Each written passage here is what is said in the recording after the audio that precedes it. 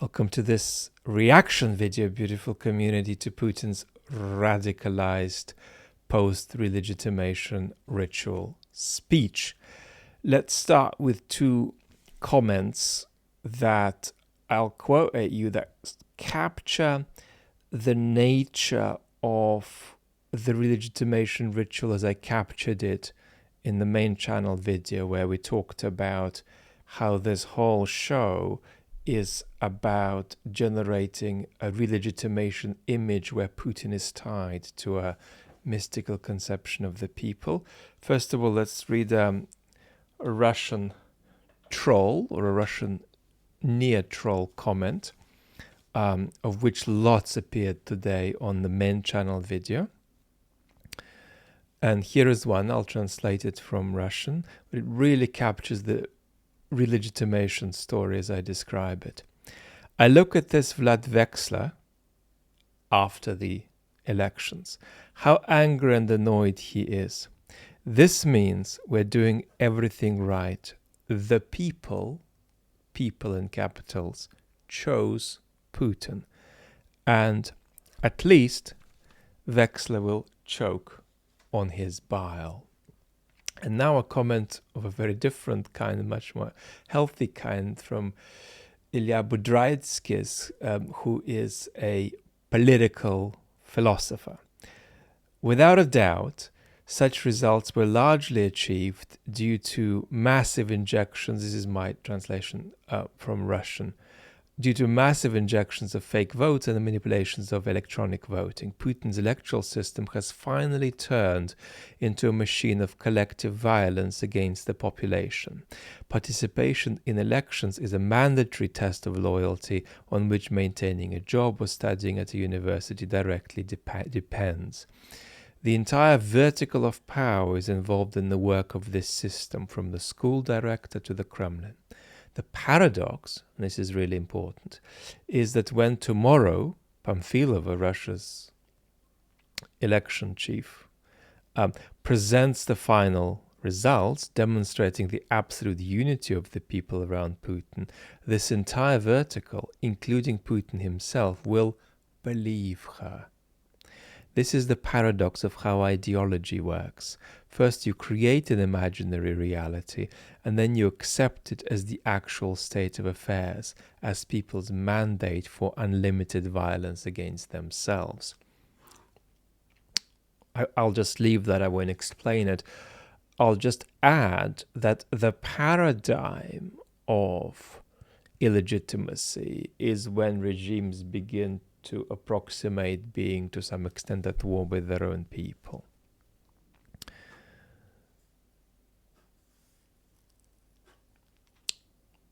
Now, before we get to Putin, how many people actually voted for him if you include all of the pre-election cheating and all of the pre-election democratic asphyxiation, if you allow it all? But if you then abstract away and disallow the post-election and the during the election manipulation, well, probably Putin got in the 50s as a percentage point, which might mean that if you take all the Russians who voted and didn't vote, then a majority of the population did not cast a vote for him in this election on that guesstimate. Let's get to Putin now. Putin on turnout. He was asked, what do you make of the turnout? And here we're going to have some very important quotes. And at the end, we're going to take away some alarming lessons. The high turnout, this is Putin now, in my translation, is about the drama of the situation our country is in. It's directly connected to the fact that we are forced to take up arms and defend the interests of our citizens, our people, so as to create a future for a fully fledged, sovereign and safe development of the Russian Federation, our motherland. Because we are on a social media platform, let me emphasize that I'm rejecting what I'm saying. I'm reading quotes from the legitimate Russian tyrant, Vladimir Putin. We're going to get to the really important sentences momentarily. The ordinary citizen of our country has understood that he is needed by his country, and that the future of the country depends precisely on him. That's what the high turnout was about. Now I'm going to read a sentence where I'm going to emphasize particular words dramatically that are going to be repeated. They're going to be consolidation, cohesion, fortification. And these 4 words are going to occur in really 1.5 sentences. People turned out to create the conditions of inner consolidation, political consolidation, so that this cohesion enables us to operate effectively on the field of battle and in other spheres. People felt this in their hearts and turned out to create conditions for the development and fortification of our motherland. Consolidation, cohesion, fortification. Right? It's a language of politicization and militarization. Asked what the main challenge of his term was, he said, above all, we must solve challenges in the field of the special military operation, strengthen our defense capacity and strengthen our armed forces. Now, let's get to his comments about Mr. Navalny. And we're going to skip what he said about China. He just said Taiwan is unconditionally an integral part of China. And he said he's ready for negotiations, but only if Ukraine decides to be a peaceful neighbor and then uses the time for a breather and a rearming. Again, we're attributing this to Putin, not saying it from ourselves. Navalny, this is going to be really dazzlingly repulsive. As far as Mr. Navalny is concerned, so this is the first time in many years that the name is mentioned.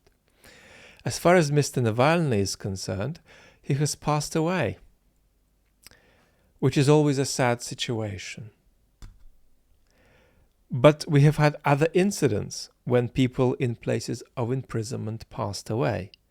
But has this not happened in the United States too? It has, and numerous times. And as a matter of fact, I'll tell you this, unexpectedly for you. A few days before Mr. Navalny's passing, a few colleagues of mine said, not members of my administration, but certain people, they told me that there is an idea to exchange Mr. Navalny. The certain people is presumably Mr. Abramovich. But there is an idea to exchange Mr. Navalny for certain people who are located in places of imprisonment in Western countries. You can believe me or not, but the person who was speaking with me, presumably Mr. Abramovich, didn't even complete his phrase, and I said, I agree. But sadly, then happened what happened. And I did give one condition. I said, we'll exchange him, but so that he really sits around in the West and doesn't come back. That's it. You know, it's the kind of thing that happens. Such is life. So I'll leave that as self-explanatory for you. Then there is an attack on US democracy, where he says that the pursuit of Trump via judicial means shows that the United States is a catastrophe and not a democracy. And I've written this out to read to you, but we don't need to go there. And on Macron, he just said, and this is a softer threat of World War III than some of the others he's made. It's clear to everyone that this rhetoric about boots on the ground would bring us within one step from a third world war. I doubt anybody is interested in this. But then Putin went on to say, as far as the position of the French president is concerned, he has already introduced correctives into his original position. Now, what are the takeaways here? I'll just be brief because a lot of these things are recurring themes for us. Terror will be increasing in Russia in a self-perpetuating mode. It's going to increasingly gather a momentum of its own. And that momentum will run ahead even of a tap that the Kremlin itself might feel it's turning on and off. Number one. Number two, massive ideological intensification. And we're going to have in the next few weeks a video on the main channel about the ideology of the Putin regime. I've thought about this, and I think it's going to be really important to share one, really because we're in a world in which there are a lot of people who have quite a deep knowledge of the Putin regime and quite a deep understanding of ideology, but virtually never both. So we'll do that. But there's going to be ideological intensification. By both, I don't mean the ideology of the Putin regime. I mean what ideology is and how we might think about it at all. And a part of the ideological intensification will be a kind of self-elimination. The regime will be cancelling and eliminating itself in earlier incarnations. So, the first couple of terms of the Putin period.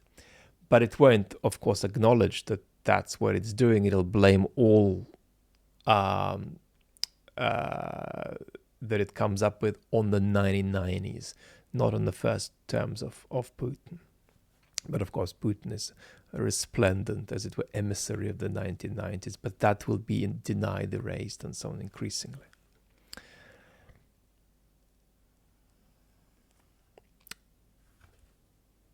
And then I just had a thought, having watched the full 42 minutes of this thing, about the competence of Putin himself, which is worth mentioning, because we mentioned last time the competence of people working for Mr. Putin, like Mr. Mishustin and Mr. Kirienko. But it's also worth noting the competence of Putin, despite the various ways he is in a sort of paranoid and grandiose manner, detaching himself from reality. And I'll just put it in a somewhat hyperbolic way. We don't know what is going to happen in the United States in 2024, in the presidential election. At the moment, instinctively, a good historian should edge, unfortunately, toward a Trump victory. That's where we are. But it's close to a 50-50 situation, edging to a Trump victory. But that's all we can say for now. It's close, edging toward Trump. If Trump had a third of Putin's qualities, Biden would have no chance to win the next election at all. So that emphasis of competence, that emphasis of hard-nosed and patient and disciplined anti-democratic actors, it's a very important note to emphasize. And for all of Trump's faults, one of his sort of strengths, in quote marks, is that he precisely lacks all of these hard-nosed qualities that a Putin or an Orban, indeed in Trump's place, would be able to express, thereby considerably consolidating their chances of success in the way Trump can't do. And to some extent, the same applies to Trump in office as well. Lots of love and talk soon.